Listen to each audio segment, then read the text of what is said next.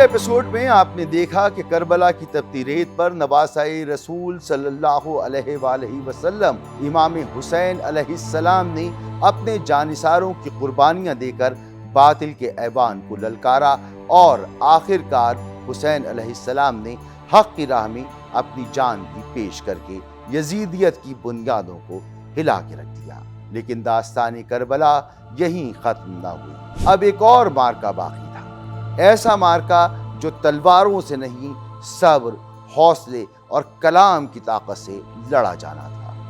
اب یہ جنگ سنبھالی اسیران کربلا نے۔ اہل بیت رسول صلی اللہ علیہ وآلہ وسلم کا زخموں سے چور قافلہ کوفہ میں داخل ہوا۔ آگے آگے نیزوں پر شہداء کے سر بلند تھے اور ان کے پیچھے تھے سرائے آل محمد صلی اللہ علیہ وآلہ وسلم۔ ابن زیاد نے جھوٹ اور پروپیگنڈے کا سہارا لے کر عوام کو یہ یقین دلا دیا تھا کہ حسین ابن علی علیہ السلام ایک باغی تھے جن پر فتح حاصل کر لی گئی ہے۔ اس جھوٹ کی بنیاد پر شہر کی گلیوں کو سجایا گیا اور لوگ جشن کے لیے گھروں سے نکلے، مگر جب قافلے میں بے ردا خواتین اور قیدی بچوں کو دیکھا تو کوفے کے لوگوں کے چہروں سے حیرت اور شرمندگی جھلکنے لگی اور ان کے چہرے سیاہ ہو گئے۔ جب یہ حقیقت آشکار ہوئی کہ یہ رسول خدا صلی اللہ علیہ وآلہ وسلم کے نواسے کا خانوادہ ہے تو چہروں سے رنگ اڑ گئے۔ پورا کوفہ غم و پشیمانی میں ڈوب گیا اور ہر آنکھ اشکبار ہو گئی۔ ایسے میں سیدہ زینب سلام اللہ علیہا کی یہ الفاظ کہ اے اہل کوفہ تم روتے ہو، خدا کرے تمہارے آنسوؤں کو تھمنا نصیب نہ ہو۔ تم نے سمجھنے کی کوشش بھی نہ کی کہ کس طرح تم نے رسول خدا صلی اللہ علیہ وآلہ وسلم کے جگر کو چاک کیا، ان کے محترم اہل حرم کو بے پردہ کیا اور ان کی ہتک حرمت کی۔ یہ الفاظ سننے والوں کے دل و دماغ پر بجلی بن کر گرنا شروع ہو گئے۔ پھر امام زین العابدین علیہ السلام نے بھی ذوف اور ناتوانی کے باعث تھرائی ہوئی آواز میں کہا کہ تم ہی نے تو ہمارا خون بہایا، اب تمہاری عورتیں ہمارے حال پر رو رہی ہیں، ہمارا اور تمہارا فیصلہ خدا کے سپرد ہے۔ جب قافلہ اہل بیت کو ابن زیاد کے دربار میں پیش کیا گیا تو اس ظالم نے اہل بیت کا دل دکھانے کے لیے امام حسین علیہ السلام کے دندان مبارک پر بے ادبی سے چھڑی مارنا شروع کی۔ یہ منظر دیکھ کر صحابی رسول صلی اللہ علیہ وآلہ وسلم زید بن ارقم رضی اللہ کے صبر کا بندھن ٹوٹ گیا۔ وہ پکار اٹھے، اے ابن زیاد، یہ وہ لب و دندان ہیں جن کے رسول خدا صلی اللہ علیہ وآلہ وسلم بوسے لیا کرتے تھے۔ مگر ابن زیاد کو نہ رسول خدا صلی اللہ علیہ وآلہ وسلم کی حرمت کا پاس تھا، نہ آل رسول صلی اللہ علیہ وآلہ وسلم کی عزت کا خیال۔ اس نے اہل بیت علیہ السلام کی توہین کی ناپاک جسارت کی، لیکن جناب سیدہ زینب سلام اللہ علیہا نے وہاں بھی اپنی شجاعت اور فصاحت سے ابن زیاد کو لاجواب کر دیا۔ اگلے دن ابن زیاد کے حکم پر مظلوم کربلا امام حسین علیہ السلام کا سر مبارک نیزے پر بلند کر کے کوفہ کے کوچاؤ بازار میں گھمایا گیا۔ پھر بے دردی سے اس سر اقدس کو قصر کے دروازے پر آویزاں کر دیا گیا۔ پھر یزید کے حکم پر شہدائے کربلا کے تمام سروں کو زہیر بن قیس اور اس کے ساتھیوں کے سپرد کیا گیا تاکہ وہ انہیں دمشق لے جائیں۔ ان سروں کے عقب میں بیمار اور نحیف امام علی ابن الحسین علیہ السلام کی گردن میں طوق ظلم ڈال کر اہل حرم کو اونٹوں پر سوار کر کے یہ قافلہ مظلومیت شمر اور مخزر بن سلبیہ جیسے سفاک نگہبانوں کی نگرانی میں شام کی طرف روانہ کیا گیا۔ ظلم و ستم کا یہ سفر ایک نئے مرحلے میں داخل ہو چکا تھا۔ آخر کار یہ قافلہ مظلومیت شام پہنچا۔ دربار میں یزید اپنی جھوٹی فتح کی خوشیاں منا رہا تھا، لیکن جیسے ہی جناب زینب سلام اللہ علیہا نے بولنا شروع کیا، دربار کی فضا بدلنے لگی۔ اے یزید، کیا تو یہ سمجھتا ہے چونکہ تو نے ہمیں ہر طرف سے گھیر لیا، زمین و آسمان کے تمام راستے ہم پر بند کر دیے اور ہمیں قیدی بنا کر اپنے دربار میں لے آیا، تو اس سے خدا کے نزدیک بھی ہم حقیر اور تو باعزت قرار پا گیا؟ دربار میں ایک سناٹا چھا گیا۔ یزید جو فتح کا غرور لیے بیٹھا تھا، اب ان الفاظ کے سامنے بے بس نظر آنے لگا۔ جناب سیدہ زینب سلام اللہ علیہا نے فرمایا، کیا تیرے خیال میں تیری کامیابی اس بات کی دلیل ہے کہ تو خدا کا پسندیدہ بندہ ہے؟ اسی غلط فہمی میں تو اپنی سلطنت اور طاقت کو دیکھ کر خوش ہو رہا ہے۔ تجھے لگ رہا ہے کہ دنیا تیرے قبضے میں ہے، سب کچھ تیرے حکم پر چل رہا ہے۔ پھر جناب زینب سلام اللہ علیہا نے قرآن کی وہ آیات تلاوت کی جو ہر ظالم کے لیے ایک اعلان تنبیہ ہے۔ کافر لوگ یہ گمان نہ کریں کہ ہم انہیں جو مہلت دے رہے ہیں وہ ان کے لیے بہتر ہے، ہم تو انہیں صرف اس لیے مہلت دے رہے ہیں تاکہ یہ لوگ اپنے گناہوں میں اور اضافہ کر لیں، اور آخرکار ان کے لیے ذلیل کرنے والا عذاب ہوگا۔ جناب سیدہ زینب نے یزید کی جھوٹی دینداری، دوغلی پالیسی اور کھلی منافقت پر ایسی کاری ضرب لگائی کہ دربار میں سناٹا چھا گیا۔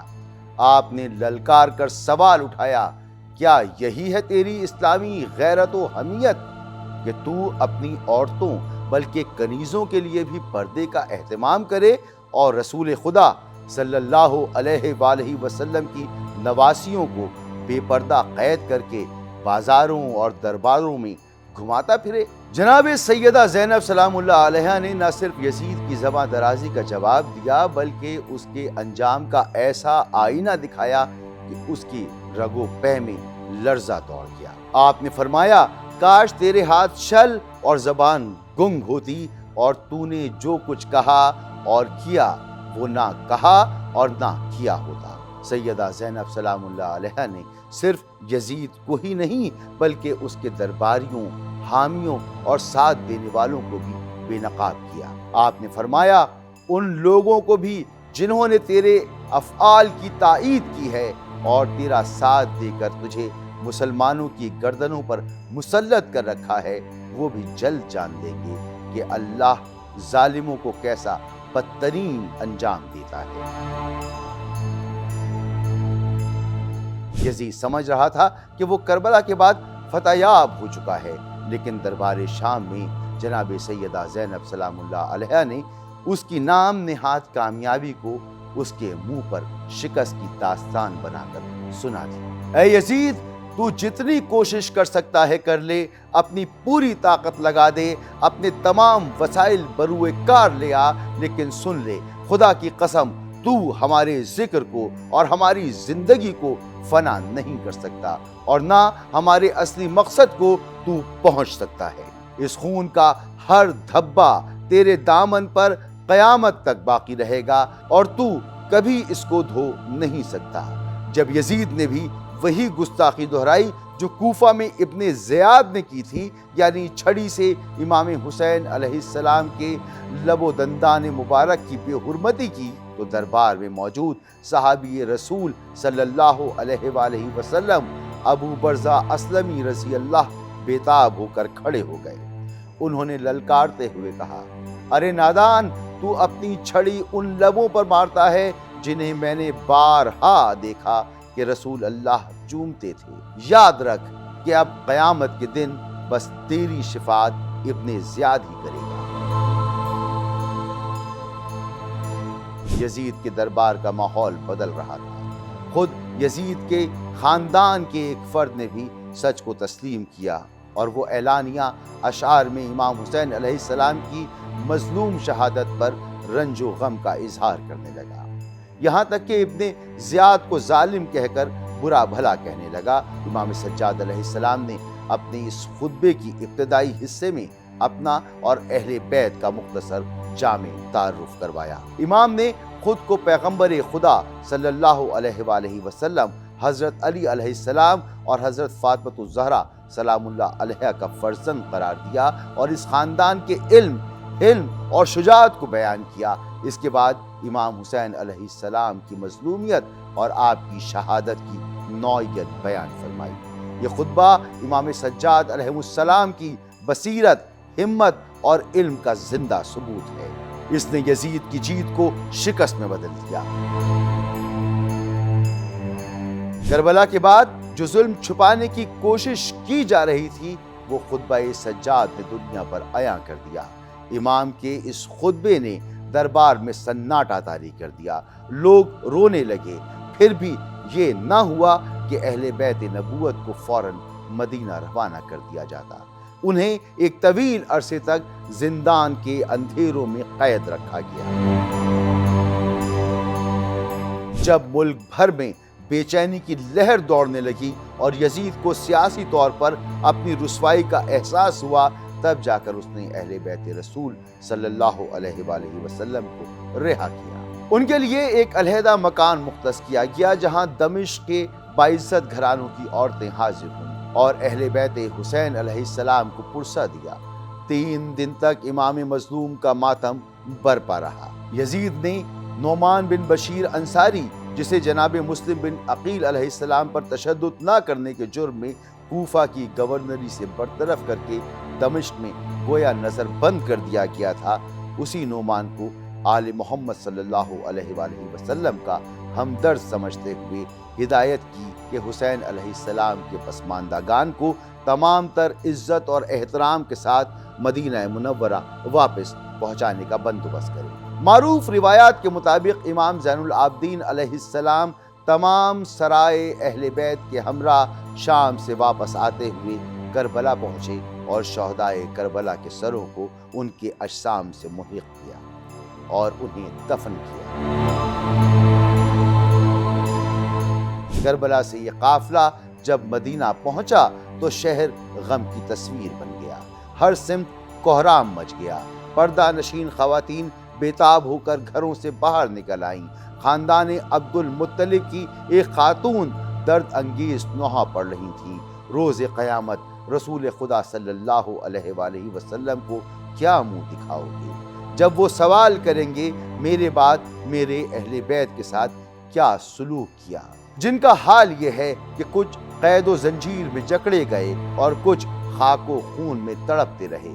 کیا یہی میری خدمات کا صلہ؟ میری امت نے میرے بعد میری اولاد کے ساتھ یہ برتاؤ کیا۔ قافلہ مدینہ پہنچ چکا تھا مگر داستان کربلا ختم نہیں ہوئی، بلکہ اب ایک نئے باب کا آغاز تھا۔ یہ وہ معرکہ تھا جس نے حق و باطل کے درمیان ایک ایسی لکیر کھینچ دی جو قیامت تک مٹنے والی نہیں۔ یہ ایک ایسا زخم ہے جو آج بھی تازہ ہے۔ کربلا نے نہ صرف اسلامی تاریخ کو بدلا بلکہ ضمیروں کو جگایا، عدل کی نئی پہچان دی اور سیاست و روحانیت کے معنی بدل دیے۔ بہت کچھ لکھا جا چکا، بہت کچھ دکھایا جا چکا، مگر اب بھی بہت کچھ سامنے آنا باقی ہے، کیونکہ کربلا صرف ایک سانحہ نہیں، ایک شعور ہے، ایک بیداری ہے، ایک تحریک ہے جو ہر دور کے یزید کے سامنے حسین کی طرح کھڑے ہونے کا حوصلہ دیتی ہے۔ اللہ نگہباں۔